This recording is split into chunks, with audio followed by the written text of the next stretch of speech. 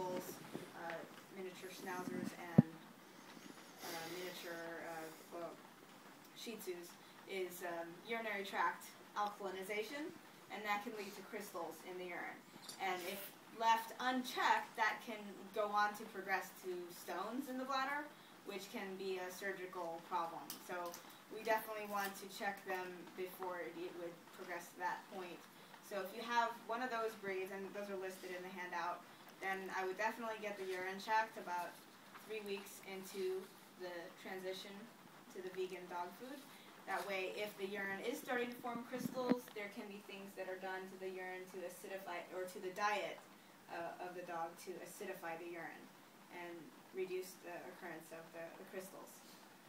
Also, adding water to the diet helps minimize the occurrence of crystals to begin with because it dilutes out the urine.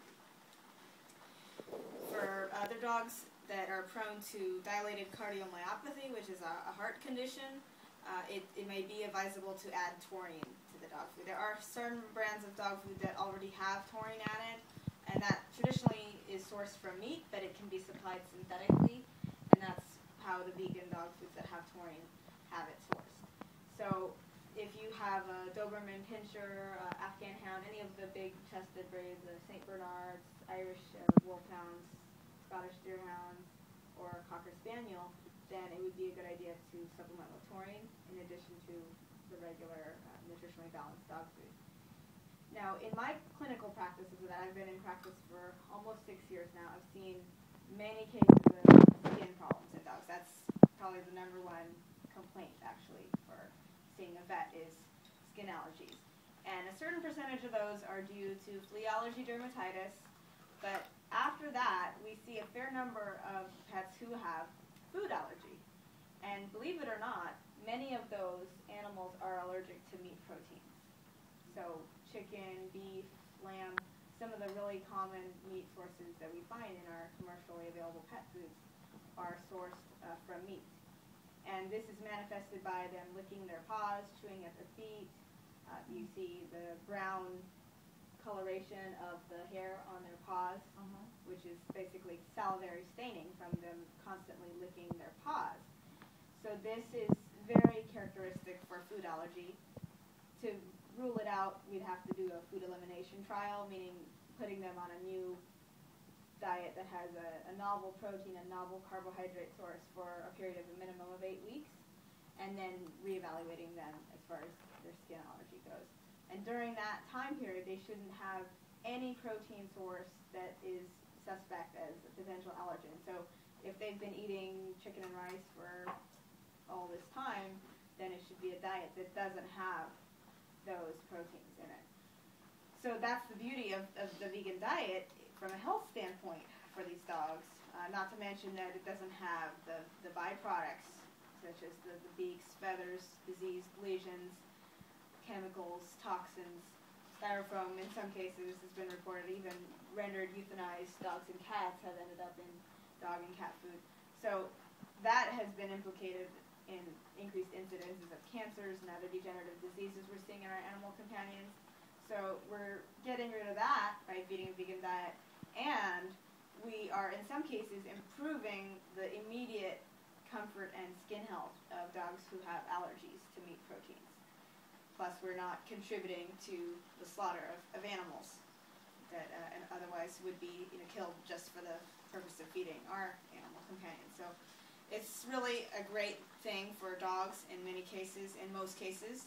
And for those few cases where dogs may have allergies to soy or corn or whatnot, then there's always home cooking is another option. You do have to be a little bit more observant to the variety in the diet, making sure that they have a good supplement added to the dog food so they're getting all their nutrients, but it can be done. And it certainly has been done many times. Now with cats, they are carnivores naturally. And certainly if you leave a cat outdoors, that cat will likely hunt or kill some other creatures out there that that's their nature. But the fact that we have them in our homes, they've been domesticated, there's nothing that's so natural about them being fed 2 to 3 times a day and having food plopped in front of them. So the concern about it not being natural is not really a powerful enough reason on its own to not feed a vegan diet to a cat.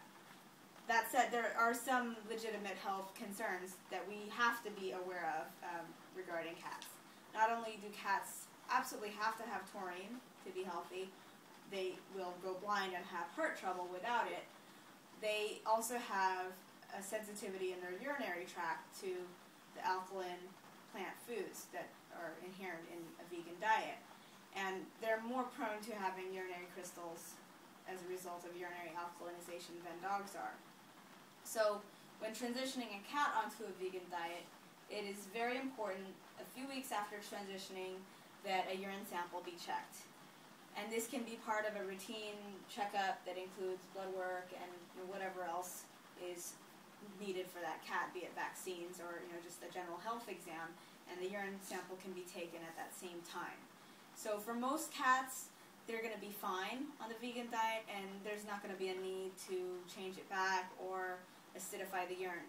But for a certain percentage, about 15%, they're going to need to have something adjusted so that they can continue to be on this diet healthfully.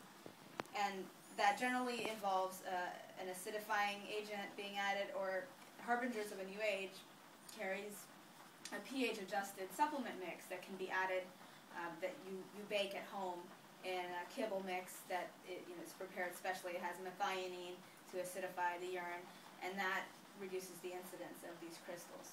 Now you may be wondering, well, why not just give that off the bat to begin with, so you don't have to check the urine? Well, not all cats are going to need that, and if the urine is too acidic, it can actually create the opposite type of crystal that's formed when the urine is too acidic. So it's important to get it checked, and then from there, a rational decision can be made as to what to do from there.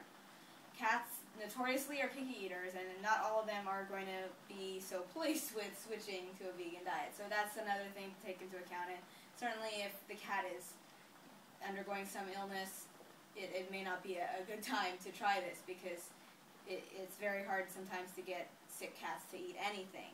So the timing is important. Also doing it gradually so that they have a chance to adapt, and same with dogs.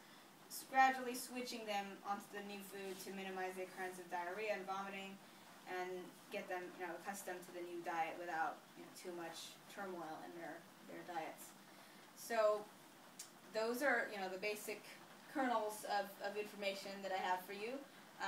There is still more research that has to be done as far as the health status of cats and dogs on a vegan diet, and I am hoping to conduct a study one of these days that compares the health of dogs and cats on a vegan versus non-vegan diet, so we have some more solid information. But as of right now, I feed my cats vegan. I have 2 female cats, and they've been on the evolution kibble for well over a year with no problems. So, and I know of many other cases like that too. But these are anecdotes. So, until we have more solid statistical data to support this, it is still uncharted territory to some extent. But I think that this is definitely the direction we should be going. It's something that will help us help more animals. So many of us have rescued animal companions in our homes, and by minimizing our contribution to the slaughter of other animals, we're helping more animals that way. So I thank you for your interest